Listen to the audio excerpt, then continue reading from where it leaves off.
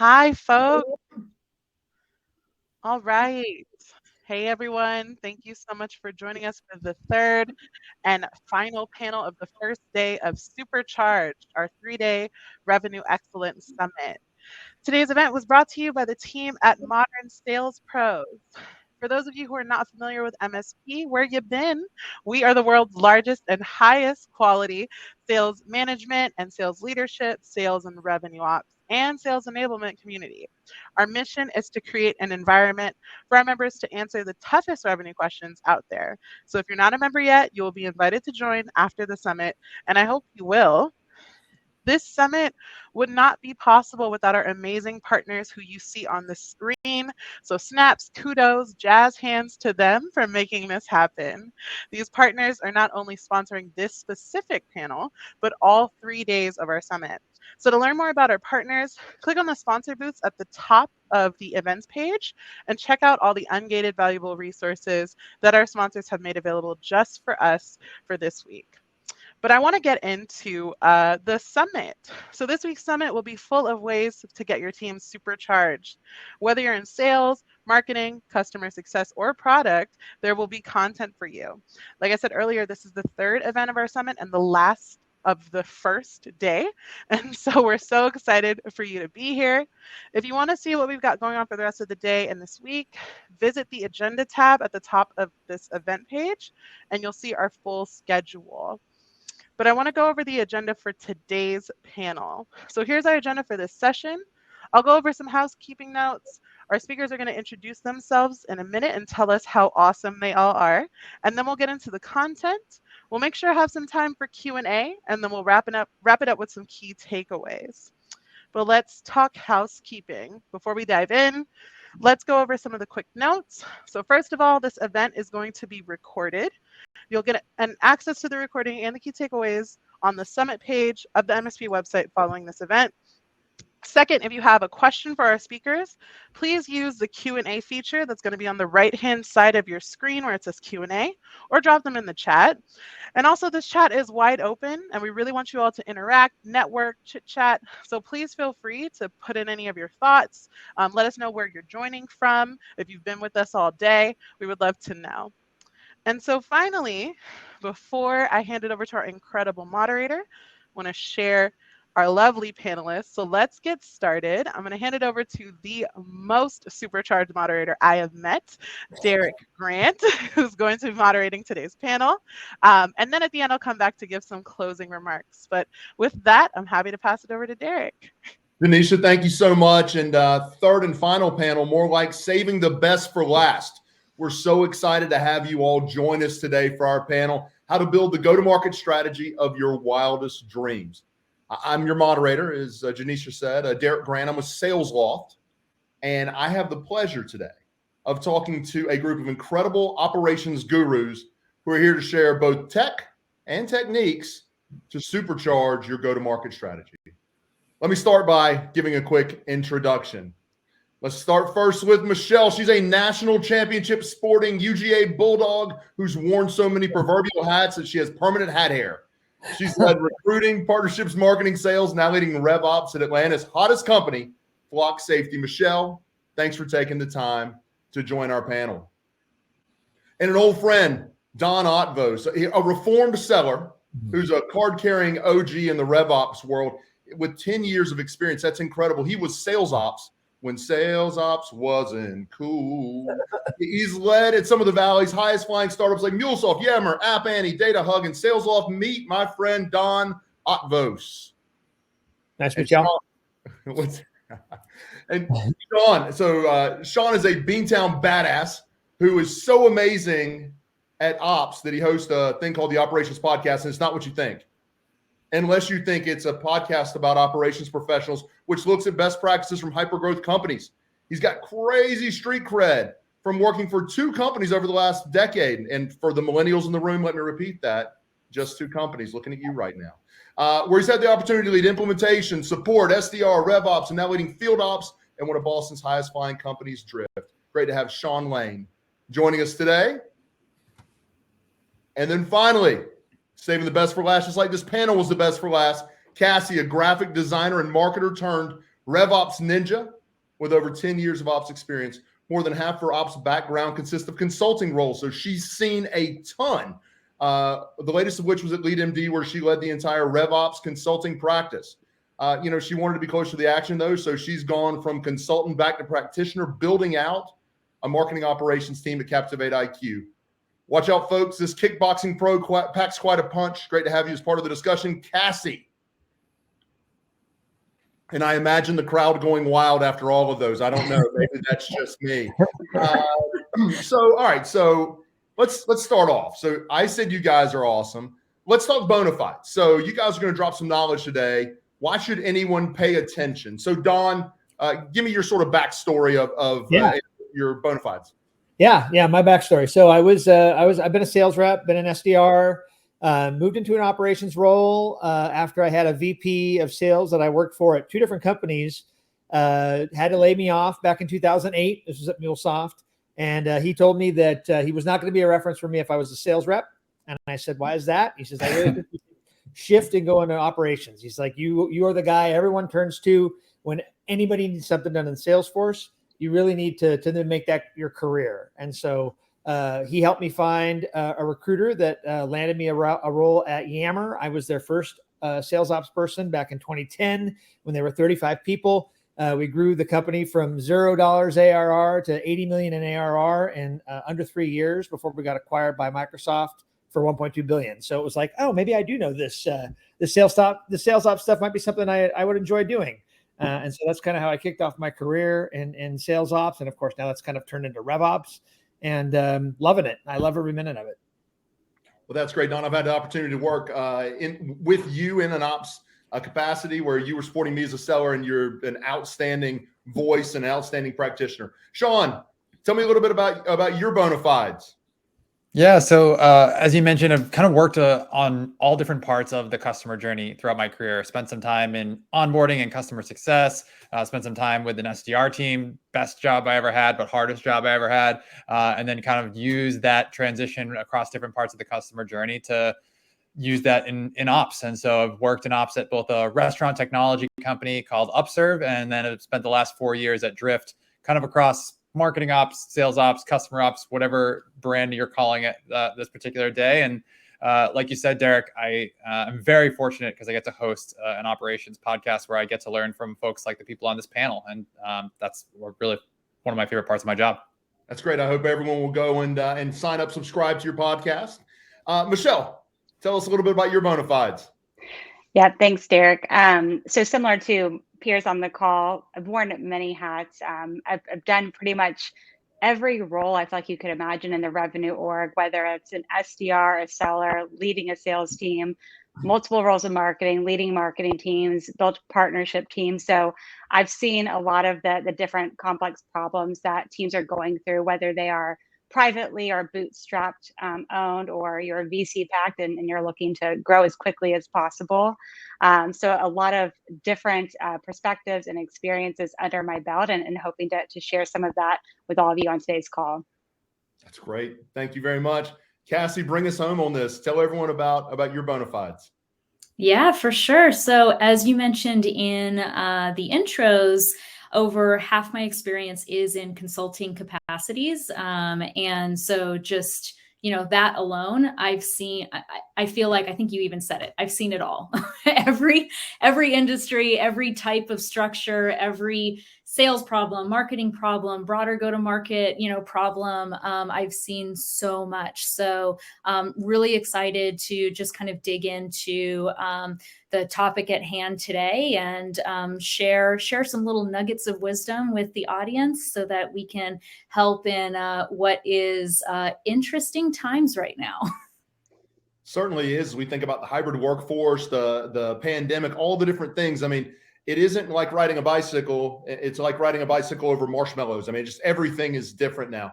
So thank you all for sharing. So Don teased this a little bit. So none of you, we got a couple marketers, a couple sales folks, got the customer love side with Sean. How did you guys, what was that triggering moment that got you into revenue ops? Michelle, tell us about yours. Yeah, so pretty much, I mean, the majority of my experience in my career is working with like early stage startups. So whether that was building our first marketing team or sales team, and at that stage, you're everything from the CRM admin, if you have one, all the way up to the VP of sales, right? And so what I found through my journey was when I was the happiest was when I was working on some of the toughest, most complex problems that there were, and most of those were around data or technology. And so, fast forward to my current company at Flock Safety, it was kind of a no-brainer when our CEO started talking about standing up this RevOps org and would I be up for it? And at the time, I was intrigued, but I'll tell you now, it was definitely the best decision that I've made. I couldn't be happier in this space, and I get to work with some really smart and incredible people along the way, which is icing on the cake. I love that. Thank you for sharing. Cassie, what about you? Yeah, so a little bit opposite of a start than Michelle. Started on the marketing side, and really, I think what got me into RevOps specifically was I've always been intrigued by processes, data, that type of stuff that really falls under the general operational bucket. And through a couple of different companies that I worked at prior to going into my latest consulting, was able to really dig into different technologies as well. And so that was kind of the icing on the cake that led me to, some of you may have heard of an organization called LeadMD. That was where I spent prior to CaptivateIQ the past 7 years working in consulting there. And ultimately, it was the best move that I could have ever made, because I was able to work with like Michelle, so many smart people, and problem solving is at my core. Show me a flow chart, and that's when I get really excited. Flowcharts for the win. I love it. Thank you for sharing. Don, what you got? You touched on it a little bit earlier. You weren't going to get a reference as a salesperson, but what was that transition like? Yeah, I mean, it was interesting. I mean, it was the ability to be able to join a company with having a sales background, going into a sales team that didn't really have a sales leader, and so I was coming in there. I'm like, hey, you guys just bought Salesforce. Let me build this. Let me put this together for you. I got some ideas on processes and what we can do. And that's really kind of what was the foundation of what we did for sales ops at Yammer, and really what we built the company on. There wasn't really much we changed in that 3 years that we really scaled the company up. And so that was really my first taste of it, and really was where I was like, wow, I really enjoy doing this. I love doing it. I want to continue doing it if this could be a career for me. When at the time, 2010, sales ops as a career was kind of, wasn't necessarily something well known or something really people talked about. And I'm just really glad to see that this, the community and everything that's happened, over the past 10, 12 years has grown into what it is today around the RevOps community and things like MSP and being able to do things like this. Yeah, it certainly has grown. And so thanks for sharing. Let's see, who did I miss? Sean, did I miss you? No, I think I got you. Yeah, no, I think it's me. Okay, all right, Sean, sorry, I apologize. All good. All good. No, I mentioned in the intro that, at one point I was managing an SDR team. And I think anyone who has been in a role like that before, that's where you can actually start to learn about things like how funnels work, how conversion rates work, and ultimately how process and tools can be used to design a day in the life for the SDRs or reps. And so that's where I kind of was able to learn that knowledge for the first time. And then I realized that a lot of that could be helpful in an ops capacity. And so as the company that I was at before Drift was growing, we had kind of all these silos that were popping up across the company. And so we decided it was the time to build one of those consolidated operations teams, and was able to use some of that stuff I had learned to help me do that. That is perfect. Thank you for that. All right, so everyone now should be paying attention. They should be up on the edge of their seats because you guys know what you're doing. So tell me this. You all are in high growth companies and things are always going to change, right? So how do you hit a constantly moving target with your go-to-market strategy? And Sean, let's stay with you and start there. Yeah, sure. So certainly you're right. Things are changing all the time. One of my favorite gifts that I use with my team all the time is this pencil that's just going around in a circle and it's erasing itself over and over and over again. And like, that's what it's like to work in ops in a hyper growth environment. And so for me, it kind of all comes back to how you set your goals. So I think each of us probably has different ways that we do that at our different companies. And so what I typically encourage people and what we do on our team at Drift is, how do we tie the goals of the things that we're going to be working on back to business results within the company, right? There's always going to be competing priorities. Someone always going to have this new shiny thing that they think is the next most important thing. And so how do you set your goals within your team? And then how do you remain flexible enough that whether you set them on a monthly, annual, quarterly basis, whatever it may be, to be able to say, okay, this is the thing that's actually going to yield the most for us. And if a new shiny thing pops up, can we compare the yield that new thing might get instead? And so being able to actually tie it back to measurable results, I think is really important. I think we as operators get caught up sometimes in, hey, we're going to ship this new workflow or this new process builder. And that's kind of more the how as opposed to the impact that it might make. And so I think the more you can tie your goals and the projects and the priorities that you're working on back to those results, that helps to kind of stay up to date with the pace that your company might be moving at. I love that. And you're talking about aligning it to business outcomes. When you think about the different goals that you're tracking for something like, I don't know, like commercial sales, for example, how many different metrics are you looking at? Or is it a ton, or do you really just look at a few really leading indicators? I think the easiest thing you can do is have that list get really, really long quickly if you're not careful, right? And so my best advice would be to keep it as short as possible. So certainly if you're just talking about funnel metrics, we try to pick key milestones. So to answer your question about commercial sales, keep it super simple.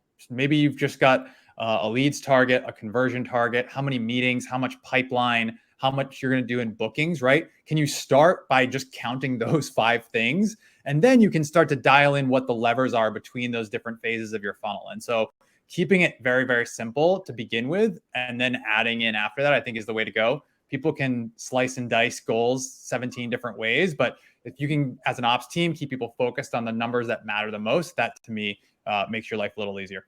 I love that simplicity. Don't over measure, right? Go in and find the important things. Cassie, tell me a little bit about how you're able to keep up with this changing go-to-market and all the changing goals that you have every day. Yeah, my stake in the ground is really making sure that I have the right alignment between the entire go-to-market team. So that's from the top down. I mean, starts with leadership, but you have to go all the way down through everyone that is going to ultimately be enabling the strategy that we're trying to drive at the end of the day. So I think that, agility, clear goals, flexible models, all of these things are key ingredients. But if you don't have alignment between all the various teams, then you're going to fall flat on your face and results are going to suffer. I love that. And, Cassie, you just made me think of something. I went through the entire customer life at Salesloft. And when I looked through, there were some incentives that were not aligned with each other. So to your point, having one all the way down, it is customer love, it is CSAT, whatever it is, and having everything aligned to that, so critically important. You mentioned agility and flexibility. Give me an example of when you realized you needed to pivot something in the middle of the year. Yeah, that's a great one. One that I feel like most people are going to fall into is, we're missing our numbers completely. We're not going to make our numbers by the end of the year. We've got to figure out how to get there, right? But one that came to mind more specifically when you asked that question is something that I actually went through last year, and I've seen a lot of other of my clients in the past go through it, which is acquisitions. So you're in the middle of a year, and you then acquire a new company or you get acquired, and now you have to realign everything, bringing back to that. You have to make sure that the entire go-to-market team is aligned. Talk about, adding complexity is when you add multiple organizations with multiple different goals, cultures, roles, everything under the sun. So that's why, to me, as long as you can keep that alignment between all of your teams and communication strong, you're halfway there. That's a great call. I'd never thought about acquisition, but yes, that certainly does upset the apple cart. Michelle, why don't you jump in here? Absolutely. So I think Sean and Cassie really hit the nail on the head. I think from a probably project perspective, I know at Flock we are very intentional with identifying what is the goal of this project. So whether you're on my ops team or my enablement team, you're actually working with that stakeholder to identify like why are we actually doing this? What's the measurable outcome we expect? And so that way, at the end of the project, we understand like was it successful or not? And you also don't end up in that scope creep world, which is not as fun to be in. The other side of that, though, is aligning on whatever that clear model of success is. So maybe you're rolling out or launching a new team. Like we're right now launching a new commercial team. So making sure we are very aligned on what are those leading indicators that we assume that we are going to hit. At the same time, what are those like check engine light indications that like, hey, this is not going as well as it needs to be. We actually need to sit down and rethink how we are going to market and what we need to do differently. So yeah, I think Cassie and Sean really kind of hit the nail on the head there with just making sure that everyone is talking the same language and looking at the same data. And I think probably more importantly, listening to that data as well. Oh my God. How many of you have ever thought of why are we even doing this? I love starting with the why, Michelle. That's incredible. Hey, you mentioned some of these early indicators. I think about like MQLs or headcount woes. What are some of the things you use as a check engine light so that you know when you need to start looking at something? Yeah, so it really depends on the project we're working on, or really, I guess the format of how we're looking at our metrics, right? Because if we are, launching a new team, for example, to Sean's point, we're going to keep our early metrics very simple. Like we're probably looking at pipe gen, really like quota attainment, ACV, meetings on the calendar. And then as that team starts to scale and starts to grow, then we can actually incorporate more metrics and really start to optimize certain areas of that sales process, whether it be the top of funnel or the bottom of the funnel. But we're a very data-driven company. We actually run a metrics meeting every single Monday where we are reviewing our tier 1 and tier 2 metrics across the board. And everyone from, our VP of marketing and success all the way up to our CRO are in those conversations. And on a weekly basis, we're talking about why we did or didn't have a good week.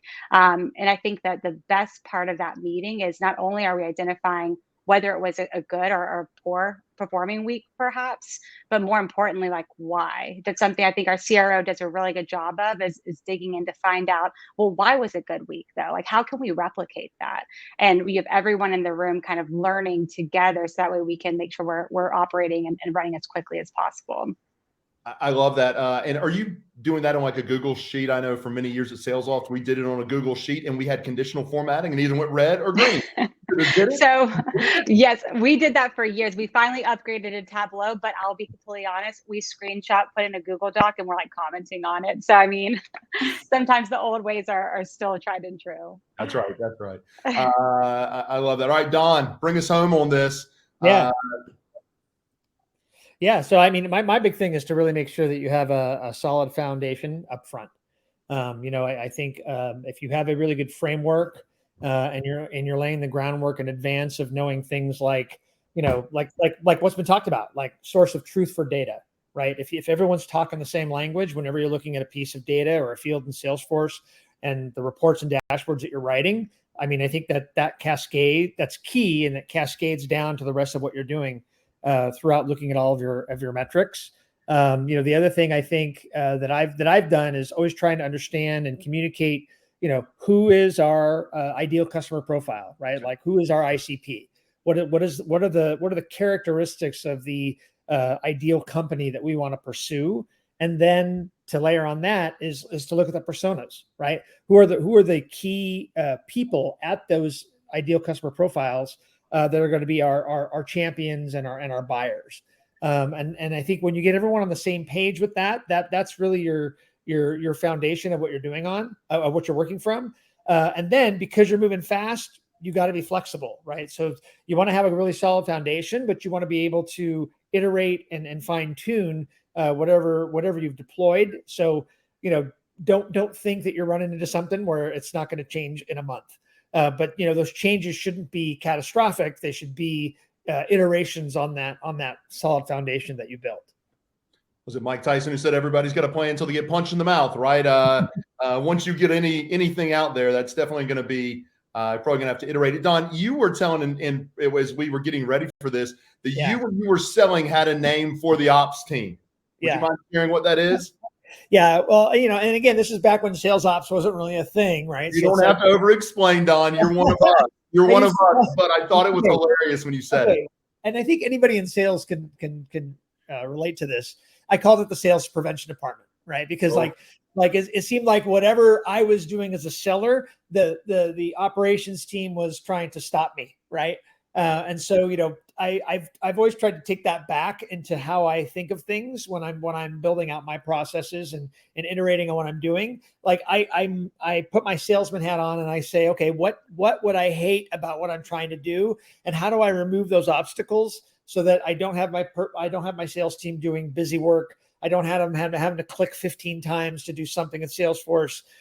Those are the kinds of things that I always try to keep in mind whenever I'm iterating or deploying something. Because the other thing is too, if you have a really good sales team, the thing that they're going to do is they're going to try to poke holes and get around whatever you built. Yep. So, I have to put that hat on as well. And I always keep an eye for, on my sales team of like, okay, who's trying to sneak around my processes, who's trying to do something outside of my, who's the outlier, who's trying to do something different. Because sometimes it could be something good, right? So like it might be something that makes sense. Okay, maybe it is a change we need to make. But that's kind of how I approach it when I put that salesman hat on. I asked to the audience, how many of our operations pros have walked a mile in your sales rep's shoes? When you do that, you'll find yourself a mile away and you'll have their shoes, which is really good. But you really do put yourself in their seat. I think that's pretty powerful. Don, something you mentioned was iterative changes. Why not just make big sweeping changes in the middle of a period where it's about Cassie, none of them, you always have to change stuff. Maybe it's an acquisition. Why not just make these dramatic changes? Yeah. I mean, I think, we talked about, what were some examples of some, big changes that maybe necessarily didn't go well. And I thought about it, when I've seen that happen, it's usually been, everybody, when you're in a high growth startup, everyone loves tech, right? What's the latest shiny thing that I got to go buy? I don't want to get left behind. I don't want to be the one that, doesn't have drift in my organization. I got to make sure I can chat with everybody on my website live, right? But the downside is you want to make sure you bring that tech in at the right time. So I think, that's usually where I've seen it go bad, is if you're bringing something in before you really need it. That's where things can tend to be a little bit more challenging. And when you try to deploy, as if you're a little bit too early for a particular piece of technology for your specific, team and where they're at on your journey as a high growth startup. I love that. And that's a lot of what Sean talked about. You're going to bring in a technology, like what's the impact that we're expecting, and then using that to prioritize. Thank you, guys. You guys are doing incredible. I know the audience is loving this. All right. So tell me, what are your best processes that keep you in line with your strategy? And Cassie, why don't we start with you? Good one. Best processes. I think it probably actually aligns really well with what Don was just saying. My go-to is always thinking about what are the requirements of this strategy, whether it's the broader go-to-market strategy or offshoots from that, right? You always want to be regularly assessing what are those requirements. You want to be breaking it down by the needs of specific roles, departments. Ultimately, what is it that those people need in order to achieve a specific result that strategy is trying to drive, right? And then once you have those requirements defined, don't forget to prioritize them. Because just because you've identified something as a requirement doesn't mean it's realistic to be able to tackle everything all at once. So you should be thinking about, what is my must have? What's my should have? What's my nice to have? That sort of thing. So that way it can help you to identify where should you focus your time first, and thinking through what's going to have the biggest level of impact on the strategy, so that it can drive ultimately the initiatives that you're working on to improve those outcomes. That's amazing. So ruthless prioritization. So who's responsible for determining the prioritizations? Or steering committee? Is it ELT? And then when you think about it, what weights something and moves it to the top of the list? Is it revenue? Is it process improvement? Like, tell me a little bit more about that. Yeah, great questions. I think at the end of the day, my favorite consulting answer is it depends, because it depends ultimately on what is the specific requirement, right? Because it might only impact one team. So then it becomes a simpler answer in terms of who should be defining that prioritization. If it's something that is affecting the organization at large, then absolutely you want to make sure that you're including your executive leadership and your executive sponsors in what those prioritizations end up looking like. It doesn't mean that those executives need to be defining what it is. It just means that you need to be putting something in front of them so that they can ultimately give you their buy-in. And then, thinking back to that alignment back in the previous discussion, it just helps to grease everything up so that you can have the right alignment across the board. And from the top down, everything ultimately gets done that needs to. I love that. Who says we're not giving you practical applications, folks? Cassie gave you, it depends. But I do love that. Certainly aligning everyone and getting the appropriate stakeholders. Not everyone has to be involved in the ideation, but you need to always have the right people. And Don, what do you think? Yeah, I mean, mine's a callback to what everyone said. I've done the Myers-Briggs test, right? I'm an ENFP. Right. So there's nothing I want to do unless I got everybody on board and we're all going to do it together. So either we're going to succeed together or we're going to fail together, but I'm going to get buy-in from everybody at the outset, make sure we're communicating it, and make sure we're all aligned. Right. So, I think having that stakeholder buy-in from the start and then, regularly soliciting feedback on what's working and what isn't is really what is key. All right, so feedback, which is great. We're talking about making iterative changes. How do you best do it? Do you have like a formal change? Is there a Slack channel? Is there a Google form that they can submit things to? Like, how do you get it? How often do you get it? And how is getting it changed in a virtual world? Yeah. So, I mean, I think at the user level, so, the folks that are in the trenches, from our sales reps and our SDRs, we do have a Slack channel called Ask RevOps. So, okay. Everyone feels free to go ahead and ask questions in that channel. Usually they're the first ones to tell us something's wrong or broken. That's usually where we first hear about it. For leaders, what we try to do is have a regular meeting to talk about specific topics. So we'll have what we call a data meeting where we'll just talk about data, right? So we really believe that having good, solid contact data and account data is really important. So we'll specifically talk about how are things, what are you seeing? Is things working? Are things not working? I personally will also do one-on-one meetings with our sales leaders. So I'll meet with them individually. So if there's something that, someone doesn't want to say on a Slack channel or they don't want to say in a meeting, they might be more apt to say it directly. So I always try to provide that channel as well. And then to that end, I think all of the reps on my team, both SDRs and AEs can feel free to reach out to me directly as well. And I always make sure that door's open and that's available to them. I love getting it directly from the sales leader because you probably need to hear it a couple times before you determine it's a problem. It may just be an enablement issue. So I love that. Sean, hop in here. Yeah, I mean, I think like if you assume that you have kind of the prerequisites, right, that Cassie talked about gathering requirements and that Don talked about getting the right stakeholders. For me, after that, it's about having the routines and cadences in place to check in on how some of those strategic initiatives are going, right? So Don mentioned some of the meetings he has. Michelle does the Monday metrics thing, which I think is great. Like, I think for me, I know that at 4:00 every single Monday, the ops leadership sits down with sales leadership. And that's when we're discussing these priorities, both checking in on the projects that are already ongoing. But if we do need to reprioritize or talk about something new that's popped up, that's the time where we can do that. And I think, beyond just the project management and goal management part of that, I think that's also the place where you can really build great relationships between ops and your internal stakeholders or your internal customers, whether it's sales or marketing or whichever team you might be partnering with. plenty of people, as ops has become more popular, talk about ops wanting to be a strategic partner as opposed to a support function. And I think that's an earned spot, right? Like you can't just assume that, right? And so I think the routines and cadences like that are a great place to reaffirm the value that your team brings to some of those internal customers.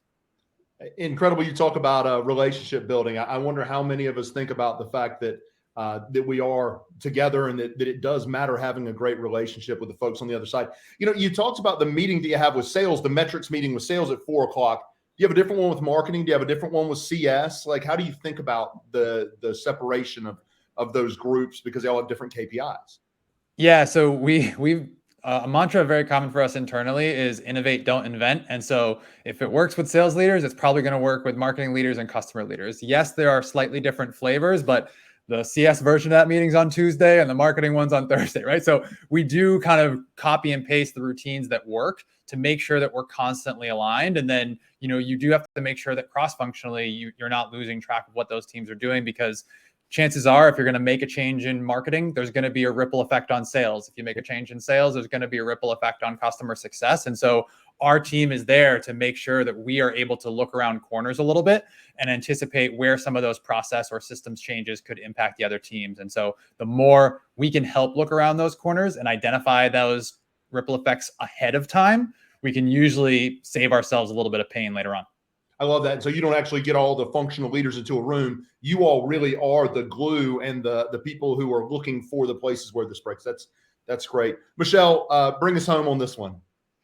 Absolutely. So I mine are kind of similar to what everyone else has already mentioned, but we run an OKR, the OKR system at Flock. And so every quarter we're setting up what are those key objectives that we need to knock out that quarter. It's a very collaborative, project. It's something that we spend a lot of time and energy on. It's easily one of my probably favorite parts about my job, but also it can be one of the most challenging because we are very results oriented. And so it's not, create X playbook. It's reps are selling X amount of this product or X amount of this revenue of this product. And so you have to really think through how are you going to get to that actual result by the end of the quarter, or to Cassie's point, really prioritizing those objectives. So every single objective in KR has a due date on it, not just all our, 6:30 or what have you.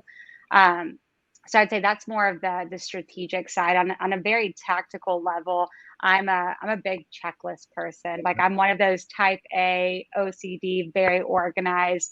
And so whether it's like our new hire onboarding experience, or we have a go-to-market program that runs all the way from product down to enablement, there's pretty much an owner for every single checklist item, whether you are actually responsible for delivering that item or accountable to making sure that it's completed. And so that's just an easy way we found to really make sure we are driving alignment across all of the teams, because a lot of what we do is overlapping into multiple departments. So it sounds like you're using the RACI model when you talk about responsible, accountable. And so that's powerful. You mentioned checklist. There's a book, The Checklist Manifesto, but it really is about how everyone should use a checklist, how airplane pilots, before they take off, they go through a checklist, and you've got to pass all those things before you can move forward. So I love that. How do you manage the checklist? Is it like an Evernote? Do you have like some sort of an app for it? So honestly, the majority of them are in a Google sheet, and it's a shared Google Doc. It's easy for us to collaborate on. So nothing fancy. And when you think about the checklist, do the checklists continue after the project is launched? So you're building something, you have a checklist to get it built. Once it's out, do you all ever go back through the checklist just to make sure that it is ticking all the boxes, sort of a postmortem? Yeah, great question. So we do. I actually think that's probably the most important thing for any project, any rollout, really anything we are implementing with the team, whether it is, in our actual process and the project charter or within a checklist.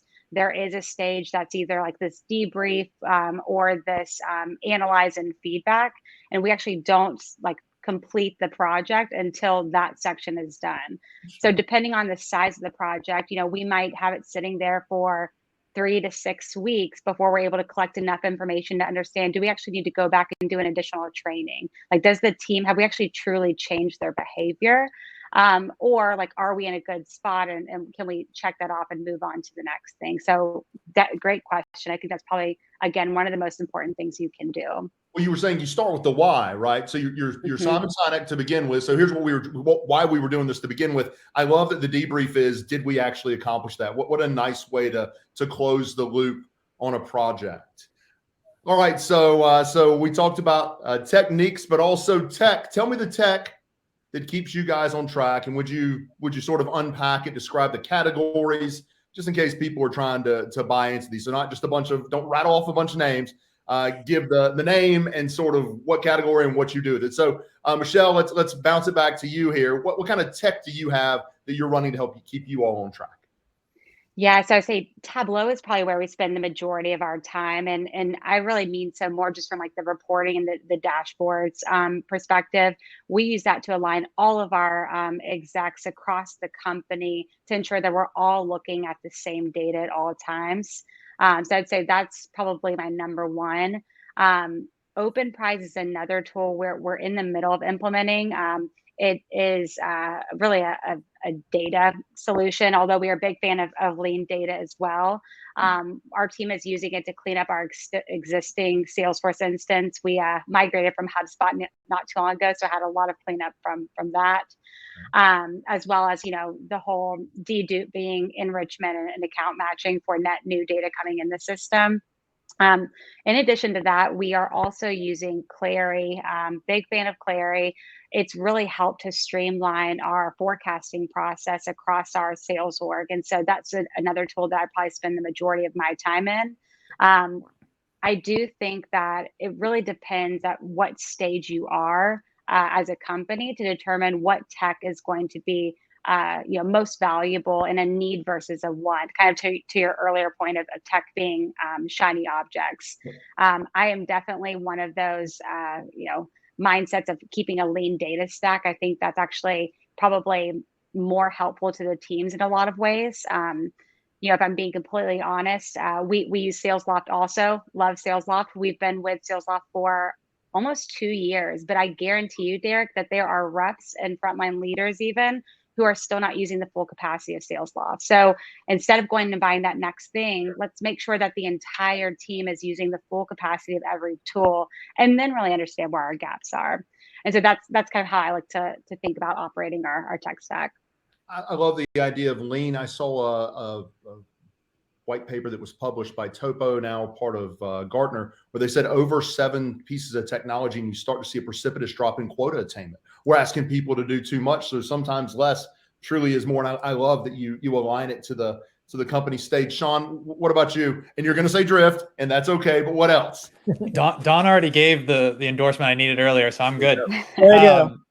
So I just want to echo what Michelle said about, I think, mapping to the stage of maturity that your company is at, right? So if you're pretty early stage, you probably don't need like the perfect marketing attribution tool, but you might need a really great enrichment provider if you're just starting, your inbound or outbound efforts, right? Or prospecting efforts. So starting with what people have talked about on the panel already about your why and the use case you're actually trying to solve for, I think is important.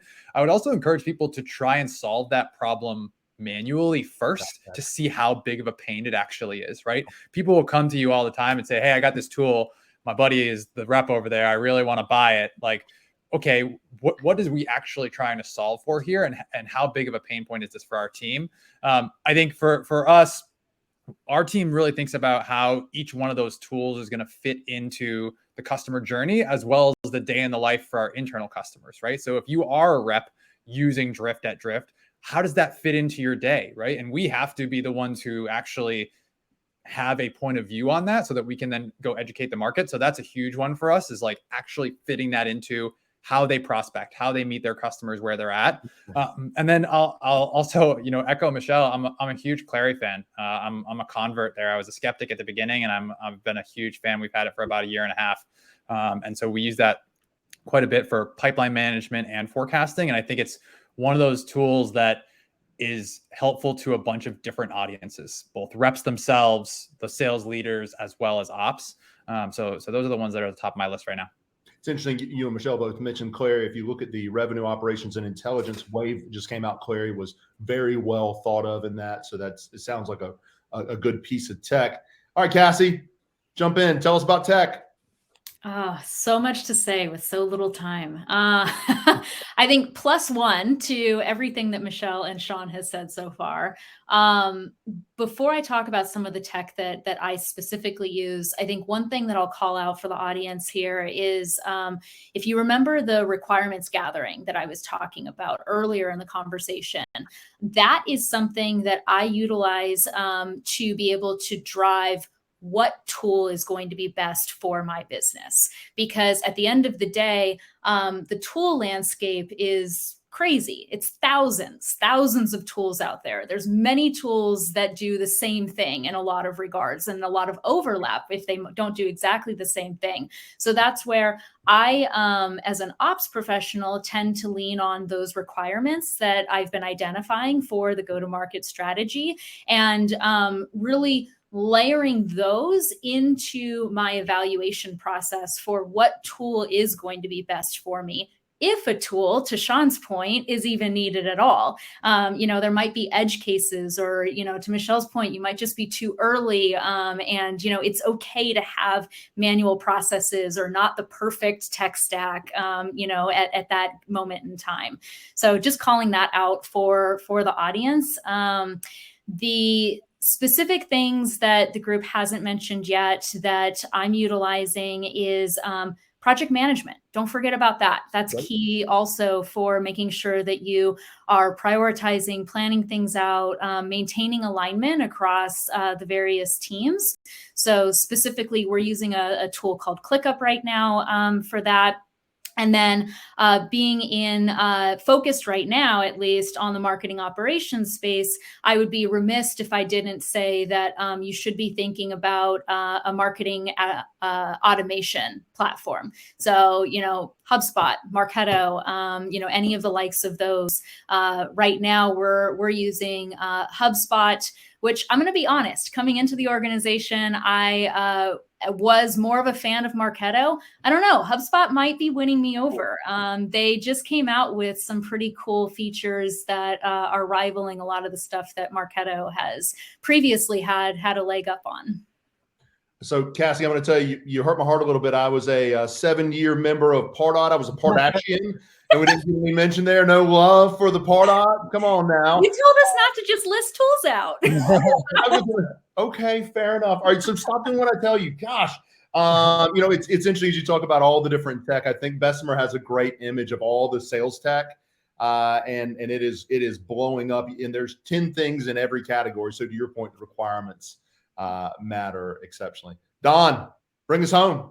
Yeah, no, I wanted to call out. We had a question from the audience. One of the things they asked us is, how do you effectively get your team onboarded to use the most indispensable tech tool so that everyone's aligned? And I'm happy to answer that. I mean, the one thing that I think we've done at LeanData and what I've seen be successful in other companies is you have a rock star enablement person. I think if you have a really good sales enablement team that are able to show through the use cases internally of successes that people are having because they're using the tech that you have at your company, I think that really helps to drive adoption. The other thing is you also want to make sure that the tech you're putting in place is well reviewed and that it does have adoption that is pretty high at other companies when you're talking to them. Don, do you get a champion in the sales org or in the CS org to sort of be the boots on the ground person, so you're not a single point of failure? Tell me about, how do you find that person? Yeah. One of the things we started to pick back up on, I think pre-pandemic lunch and learns were great, and we would just talk about things internally that we were doing well. That was kind of hard to do in over Zoom, and just the getting everybody in the room and asking questions and feeling comfortable and eating. And, it's kind of hard to do over Zoom. So, now that we've started to go back in the office, we started to have those again. And one of the things I think we've had success with, probably the highest rated lunch and learns that we've had, is where we took somebody who we know has had a lot of success, let's say using LinkedIn Sales Navigator, right? Like here we'll have an SDR that uses LinkedIn Sales Navigator, has had all kinds of success with it. Okay, you are going to sit at the lunch and learn, and you're going to talk for half an hour and walk everyone through what a day in the life for you is in LinkedIn Sales Navigator, so that everybody can watch and learn from you. And so doing those types of events has really helped us with kind of our internal tech adoption on the different tools that we're using. I love it's got to be flattering for that rep to be able to speak to their peers, as you talk about, like an SDR telling the enterprise reps how to better use SalesNav, for example. Yeah, and for me, it's kind of blown me away. Like you see these these young, hungry SDRs that are out there like, man, this is how I crush my quota. Boom, and they walk you through everything, and it's like, whoa, they show me things I don't know, And so it's just, I love to be able to learn those tips and tricks from the people that are using the tech today. Jean, let's have you answer this. So how do you get your team onboarded and using these indispensable tools? What any additional stuff that Don maybe didn't mention? Yeah, I think the one thing I would add on to Don's last point is the fact that it carries so much more weight coming from those people than it does from the people in this panel as well, right? Like hearing from their peers on how it actually helps make them better. I go back to like Don's sales prevention comment, right? Like it's just so much better for them to hear, hey, this is how I use LeanData in my life. This is how I use Salesloft in my life. And it actually makes me better at my job, right? And for them to be able to share those concrete examples. So I think to answer your question, a couple other things that we do. One, to help identify those champions. Whenever we're implementing a new tool, we make sure that we carve out a pilot period with representatives from different business units. And I think that's the place where, one, you're going to get the best feedback on when we set this tool live, is it actually, ready to go? And two, that's where you're going to build those champions, I think, in the most effective way, because they're going to feel very bought in on that feedback process and know that the things that they found and the feedback they gave is what is actually driving updates to the tool itself. So I think those are a couple things that we focus on. And then those folks are built in by the time new people are starting. Now, do you pick them? Does their manager pick them? Do you pick the most tech savvy people? Like, you're looking at these sort of people that you're grooming to be champions in the future. How do they get to you?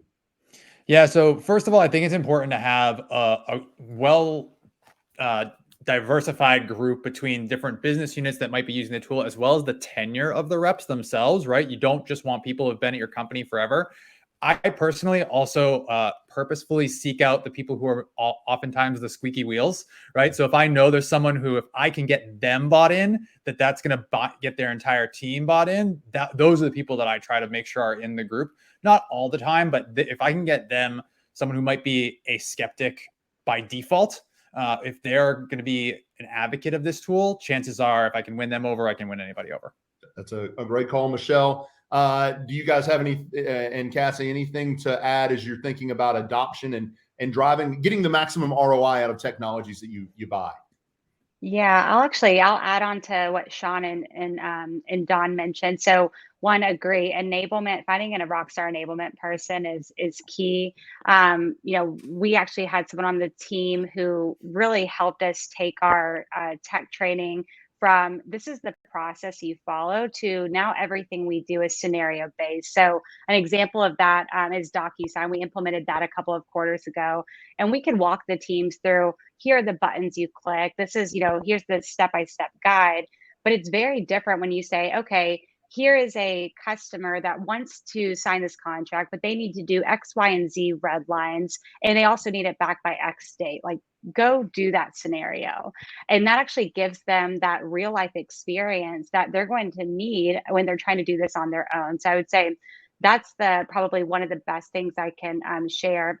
In addition to, I think when you do the training, like the timing of the training is also very important. So for example, and on our onboarding process, we do like a 2-week boot camp, like most companies, but then we also stagger additional trainings throughout their really 90 plus days. And so maybe in the first 2 weeks, you do like a Salesforce 101 training.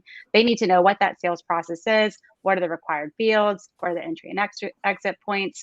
But then maybe weeks 4 and 5, you're doing a reporting training, like a deep dive of where to find the reports that they need and how to read them and make sure they understand the data. In addition to like list building or account prospecting within Salesforce. Because if you try to do all of that in the first 2 weeks, I guarantee they're not going to remember it. And so making sure you're thinking about, the end user and everything else they're having to learn to make sure that you're aligning those trainings for when it makes sense in their onboarding journey. Continual learning. I love that. And Cassie, put a pin on in this for us. Yeah, I think I love the point that Michelle made about scenarios, because anything that you can do to help illustrate and paint the picture of the what's in it for me, and how they can get there, that's going to be a key to successful enablement. The other thing, just quick tip for the audience, is I also think about those scenarios and bake those into tool and or process approvals as well. So laying those scenarios out for the leadership teams that are ultimately approving a new tool that I might be requesting, 6 figures to go purchase, or a process that I want buy-in from executive leadership on, so that I can ensure that from the top down things are ultimately happening. The last thing I'll add is, in terms of enablement, don't forget that a tool is only going to do what you tell it to do. So be thinking about optimization as well. So beyond that initial implementation and the initial enablement periods, be thinking about what is it that, there might be areas of improvement, whether there's new features that are added to those tools and you might want to be rolling those out, and or different new scenarios or pain points that you're hearing from, Sean, I love it, those squeaky wheels. That way you can be making sure that at the end of the day, the team is getting the most out of what you have in place. If I can tell you, on the provider side, the struggle is real. What happens with people is they run out of time, they get new thing, they implement it, and it goes to the back burner because they get something new to go on top of it. And it is maximizing that ROI throughout. All right, we're up against the clock. I need a Elon Musk approved Twitter comment that would be your key takeaway. So Sean, give it to me. I don't think it's going to be quite as scandalous as him, but yeah, that's right. Yeah, you're not having polls about homeless people staying in. Yeah. I'll keep it pretty tame. Okay. Mine is just seek out role models, right? Most of the problems that we all face every day, somebody else has solved those already. So go and find those people, learn from them, and skip the painful part of having to solve them on your own. Love that. Cassie. Stakeholder alignment. I've said it before, but I'll say it again. It keeps your go-to-market strategy running smoothly. Make sure you document your goals, plans, results, and then make sure that you are discussing those regularly so everyone's on the same page. Donnie O. Yeah, I would say tech stack is the keystone to success around your go-to-market strategy. So don't be afraid to invest early to ensure that you have efficient end-to-end processes. Perfect. And Michelle, if you close us out here. Absolutely. So of course, start with the end in mind. Use data to make your assumptions and decisions. Review and communicate often, and then incorporate tech to automate what's working. That is a high point. Stephen Covey's habit number 2, start with the end in mind. I love it. You just took us out on a high note. Janisha, I know that we're going to have time for questions. I don't know if we have it. And so why don't you get up and sort of join us and take us on home today? Hi, like magic. Hey, folks, thank you so much, Derek. The whole time I was listening, I was like, go, Derek. This is incredible. Amazing. Great job, everybody. Thank you so much to Sean, Michelle, Cassie, Don, and Derek, of course, for leading such an incredible panel. Folks, thank you all for joining us for the last event in today's day of the summit. But don't worry, we have 2 more days full of amazing content. Tomorrow, join us bright and early for the next panel, which is Get Radical Results with Data-Driven Rep Ramping. So with that, I want to say thank you again to our panelists, to all of you in the audience that joined us. The panelists and I are going to head backstage and just debrief. But again, enjoy the rest of your day, folks, and we hope to see you tomorrow. Make sure that you register at the link that I'm putting in the chat right now. All right, everyone, take care. Bye, everyone.